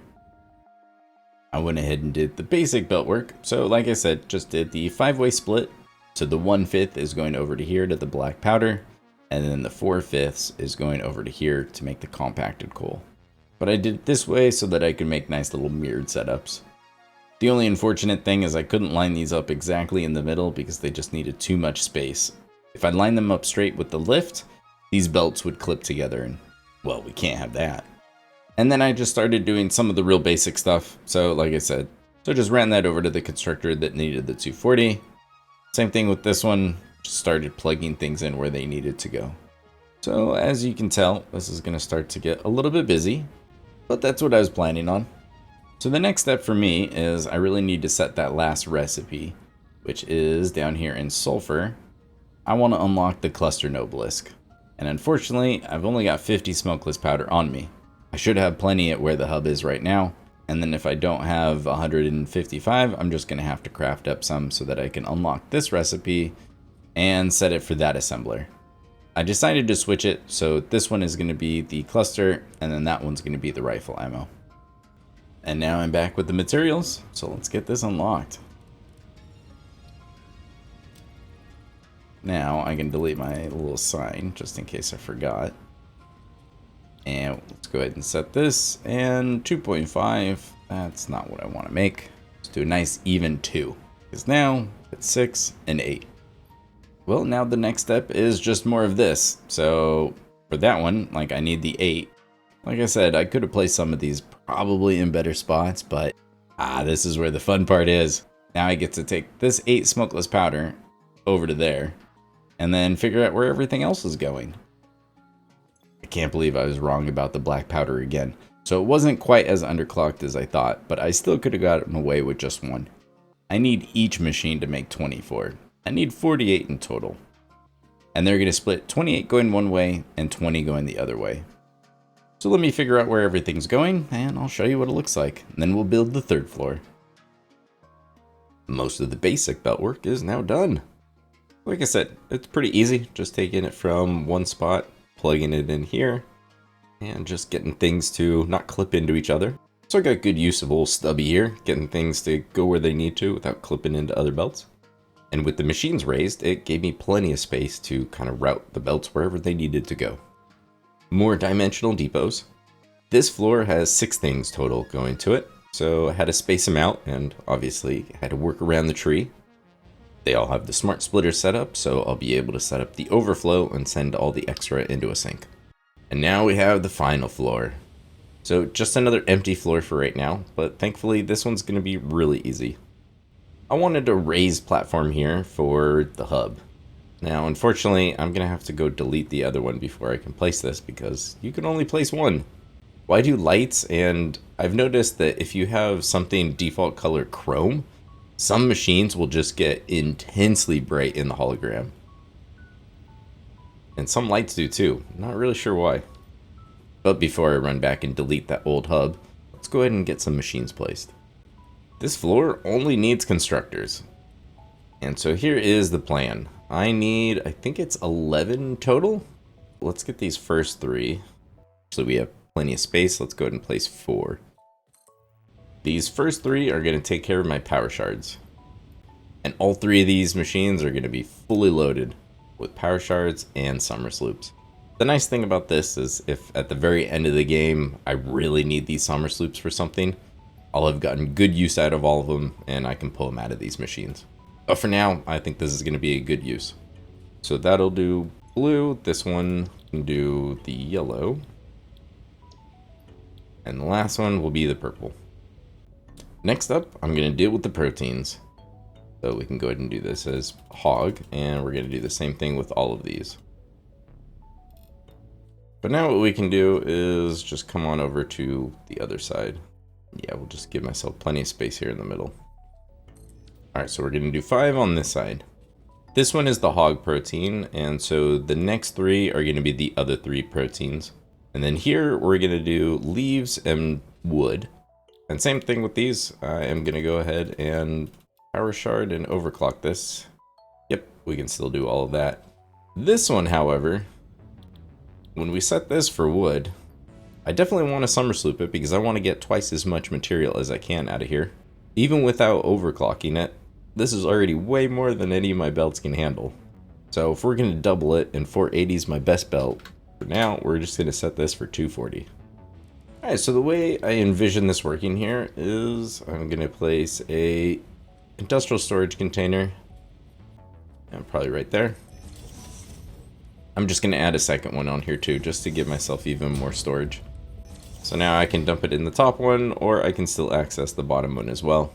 I'll be able to dump stuff in here. So I'm going to be able to dump all of this stuff, but I also want to be able to just dump pretty much anything in there. And that way I can get rid of any of my trash and just send it to a sink. So I'm going to need to do some MAM research here in a little bit. But let's get the rest of this set up because the rest of it's nice and simple. I already have the parts for it. I just need smart splitters right in front of each one of these. And then on this side, we'll just follow it back around this way. And at that spot, it'll just connect directly in. And now I just want to send the right thing into the right machine. So this very first one was blue power slugs. And then for this, I want any undefined, meaning anything that is not power slugs will go straight ahead.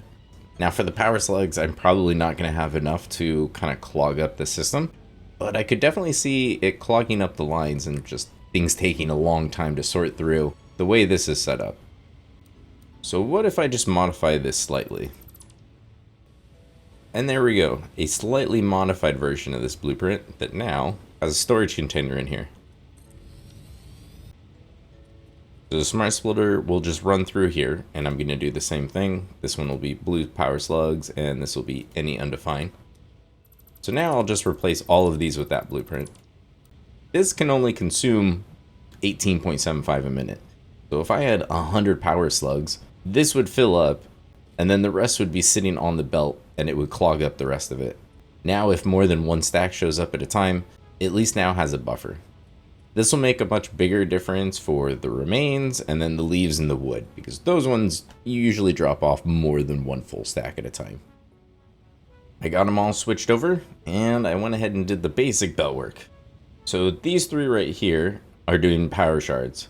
So those are getting grouped together, and then just heading on over here into a dimensional depot. And then the rest of this, I needed those two more constructors. So it's laid out the same way, where this is doing the hog remains, and then the other three right here. All four of the outputs are getting grouped together right here, so this is all going to be the alien protein. And that's going to go into another buffer, and then this constructor will turn them all into DNA capsules. And once I have a sink set up, I'm just going to plug that into the sink line, which is probably going to go somewhere over here. This setup looks more complicated than it is. There aren't a lot of reasons, but there are a couple things that need just straight biomass. As far as recipes go, if I ever want to make gas nobelisks, you need those. If I ever want to turn mycelia into fabric, but I'm going to be using the polyester fabric recipe down below, so I really don't need that. It's the silliest reason to keep it around. But if I ever want to make U-jelly landing pads, they need 200 biomass at a time. And I honestly don't use them for a lot, but you can kind of figure out cool ways to place these and use the bright green as just kind of like a cool accent to factories. So I may try to do that. And so that's what this setup is doing. So half of the biomass from each of them is going to go into its own storage container. And since I'm using small storage containers, these are all going to fill up pretty quickly. And that's why I don't mind having storage of it, because it's only one small storage container and my dimensional depot. So once this fills up, this line will back up, and then it'll end up sending all of it to this constructor, which is going to be turning it into solid biomass. And then that solid biomass comes down here and goes into a splitter, because I'm going to have half of it go into a storage container, because again, there's very few things, but for whatever reason, the chainsaw can only run on solid biomass. I really wish that you could run it on packaged fuel or packaged liquid biomass or just about anything else really. But as far as I know, it'll only run on the solid biomass. So that's why I'm going to send it to storage and into the dimensional depot. But I am going to use one of the other outputs of the splitter, and I'm going to send it all the way downstairs. And that's how I'm going to make the packaged liquid biofuel. Back at the starting area. Oh, it's so nice to finally be able to clean up so much of this. This is all making SAM fluctuators temporarily. Well, I'm finally going to automate those. So, ooh, I get 4 summer sloops back. Let's go. Kind of forgot that I left those in a bunch of these machines. And then we're just going to go ahead and move pretty much all of this, actually. And especially that. So I'm going to clean up everything else that I can. Get some of these Mercer spheres and summer sloops back. I'll probably leave this just for a little bit longer.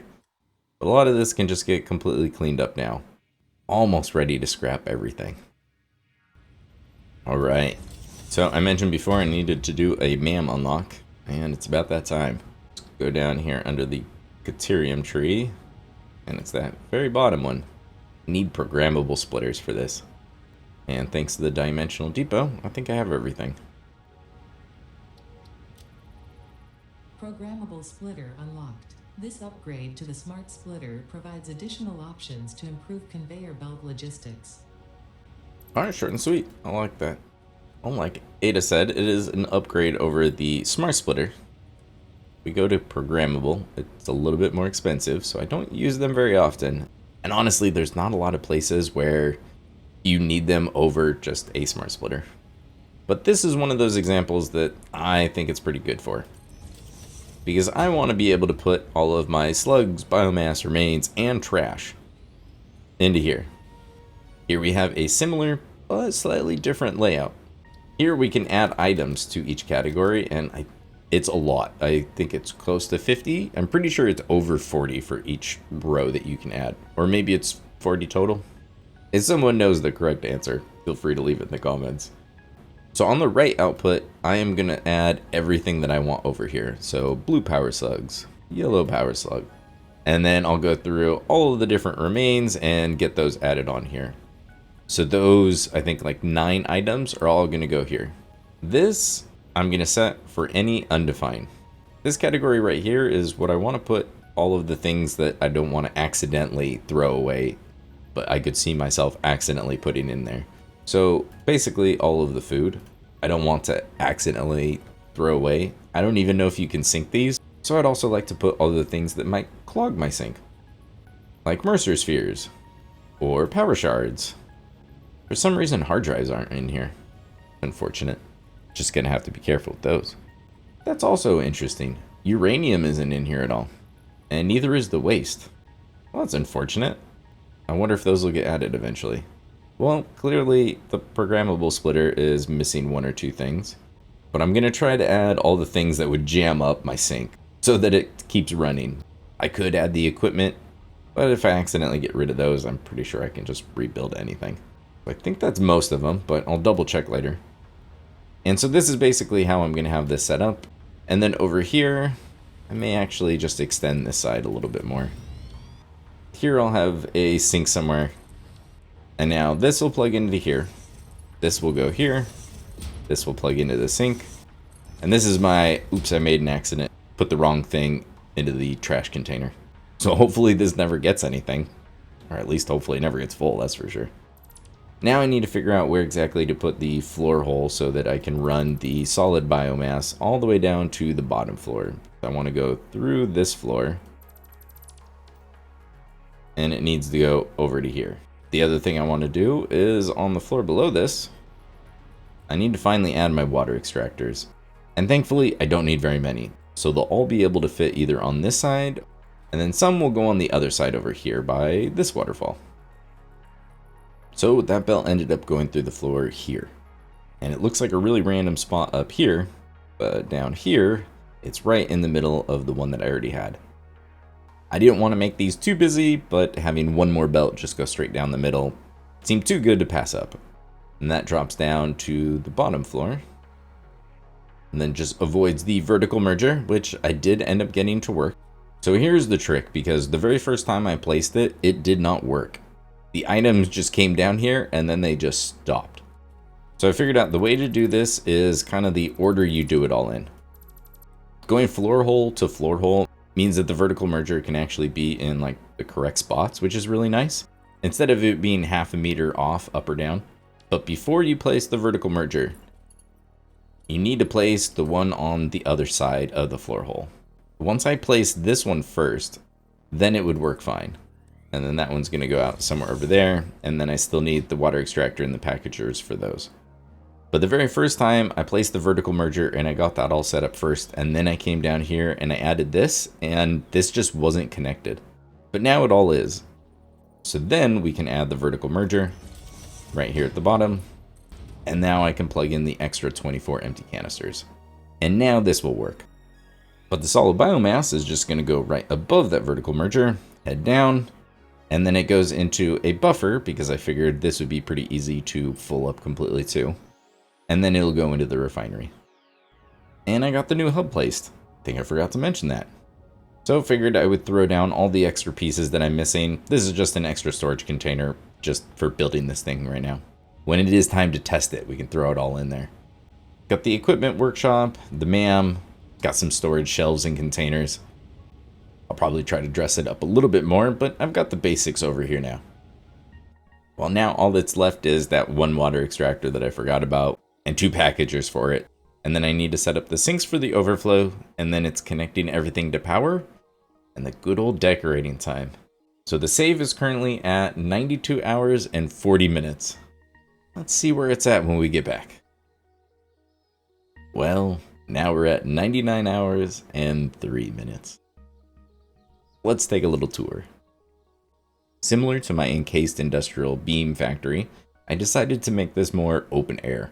So instead of using lots of windows, I decided to just leave it open. I figured out of all of the factories that I'm going to come to and the high chance that I'm just going to come flying in by jetpack, it's probably this one. And it would just be nice if I didn't have to run into windows or find an opening. I can just kind of fly into the factory wherever I want. And trust me, the irony is not lost on me that I finally set up silica and quartz, and then I used very few windows and almost no signs in this factory. That's just too spot on for me. Because I didn't need this area, I decided to just kind of cut it out so that I could do a diagonal wall. But because I did need that space on the next floor up, I did this basically, and I'm pretty happy with the way it turned out. So let's start at the very bottom and kind of work our way up. So here's where the train comes in. So it's just got its own little corridor, and you've got a couple belts going from one side to the other. And here's our train stations. So I added some catwalks so that you can get around from train station to train station and up and over the train tracks nice and easily. And then if we just head to the other side of this wall, we've got everything else. So the other water extractor and the packagers. And then here we've got some sinks. So I had to move them over a little bit from where they originally were so that I could finish building everything. And before I started it up, I wanted to make sure everything had the right numbers. So this is 240 because it's 120 for each one. And we've still got the right numbers here. So everything is looking good. When it comes time to start the factory, we'll just start deleting these and connecting them to the right spots.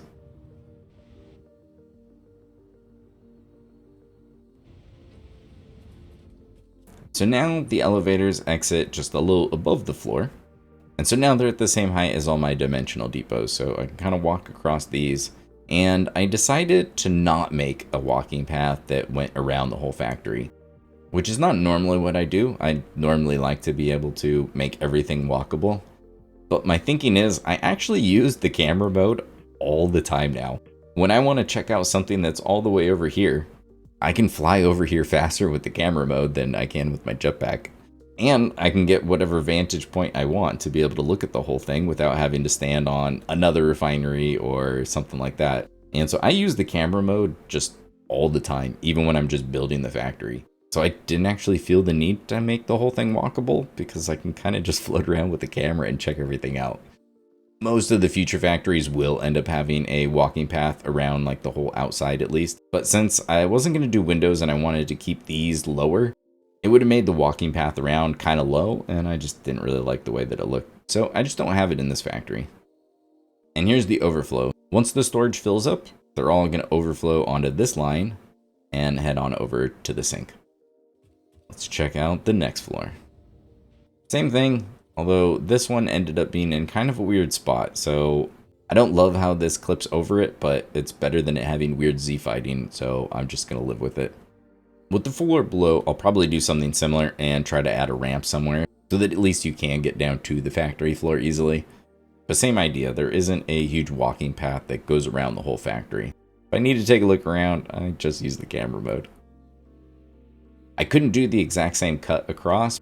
I needed some of the area for the beltwork here, so I felt like I should just kind of use up some of the area with the sink.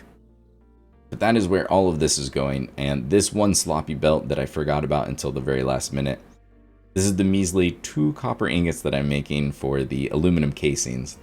So for now, that line just comes over here and plugs into the back of the mergers, and it'll get sunk until I unlock aluminum, and then I can get my turbo rifle up and going. And I think I'll try to work around at least little parts of the terrain a little bit more, because I really enjoyed kind of working around the tree and making sure I didn't cover it up or anything. And then I kind of had to cut out a hole in the roof here so that the pod could lift off. I think this is enough clearance and it's not going to clip, but I'm not going to be able to find out until the next phase. So we'll find out in, oh, I don't even know how many videos. It's going to be a few. Went with kind of a pyramid roof and just alternated white and black of the coated concrete. And in the very center, just filled it with the glass roofs. As the intro probably gave away, I decided to make this big area flat. And eventually we'll boost our power a little bit with some alien augmenters on top of here. It just seemed like just the right amount of space to be able to put ones up here, and they seem like a good way to cap off both of the ends. And to connect it to the main power grid, I just have some power towers that run from here, just right over to the turbo fuel power plant. It's that time. Let's watch this thing come to life. First one I'll do is copper.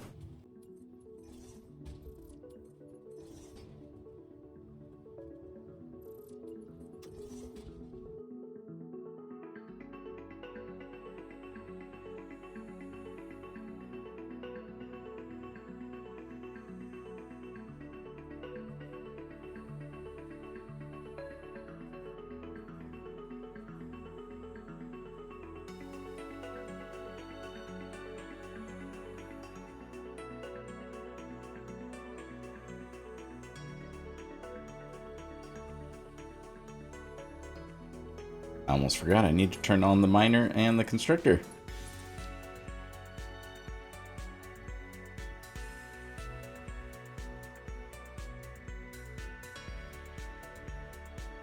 The way this is set up with the empty canisters, these are going to run inefficient until the turbo fuel starts getting packaged. So that's where the missing 24 per minute are coming from. So to help this out, I don't normally like to do this, but I am just going to top these off just to get the whole system up and running. If I had more than 2 packages doing this, I'd probably figure out a different way to get it set up. Since there's so few machines and I'm about to automate empty canisters, this is just a nice, easy way to do it.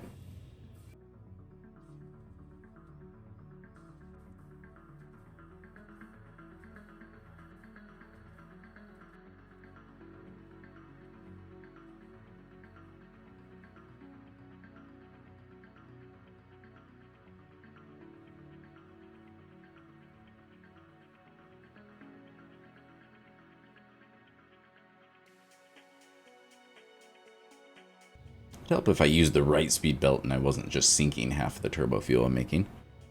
There we go. It'll back up in no time anyways. I think everything is pretty much on, but let's double check the next floor. We should be making all the different ammo and explosives now. Yep, we've got rifle ammo, explosive rebar, the nobelisk, SAM fluctuators. This one is the turbo rifle ammo, so nothing's going to be going in there. And then the last one, the cluster nobelisk. Looks like the main parts of the factory are staying on. The 2 red lights are staying red until the next phase. So everything else, though, looking good. Let's go up to the hub and test out that floor. Alright, so this container just has a bunch of leaves and alien remains and all that stuff, so let's go ahead and just delete it. And let's start testing this out. So I might as well use the bottom one first. And, you know, we'll put the leaves and wood in first because then they'll go last. Put some alien remains. And you know what? Some trash too. I really don't need this many canisters or sulfur. Don't need that stuff. Let's make sure the whole system works. Oh. Turns out sinks need power. And hey, now it's looking good. Oh, but the few alien remains got kicked through and already turning into DNA capsules. Let's go. Well, it looks like this floor is working. Let's see if we're making the packaged liquid biofuel now. Ooh, there we go. It's getting turned into the liquid. So in a matter of no time, we'll get those glorious green boxes. Just realized I never added sloops to this. So now, let's actually making more. So we can actually turn this all the way down. So it's making 20. So now it's still making the same 40, but it's going to go through it half as quickly. So I'll end up getting twice as much. This is another one of those processes that eventually I can get those summer sloops back for because I'll build up so much packaged liquid biofuel that I'll just never use it all. And then I can just go use those for something else. But for now, I think this is a good use for it. And it looks like this factory is fully operational. I've now got a ton of my little odds and ends. I've got fuel, I've got turbo fuel, I've got the packaged liquid biofuel, I've got fabric and canisters and ammo, the rifle ammo, the explosives. It's a whole lot of the stuff that I usually put off for way too long, and I just hand feed machines for just way too long. So I'm really happy that I got all of this out of the way. Because it's always a pain when you just run out of rifle ammo, or you need to blow up a rock because there's a slug or a mercer sphere under it and you just don't have any more. It just makes being mobile so much easier. Even though this isn't cranking out parts and ammo at crazy rates, I'm real happy with the way it turned out. I think compared to my original starting area, this is a pretty nice upgrade for the hub.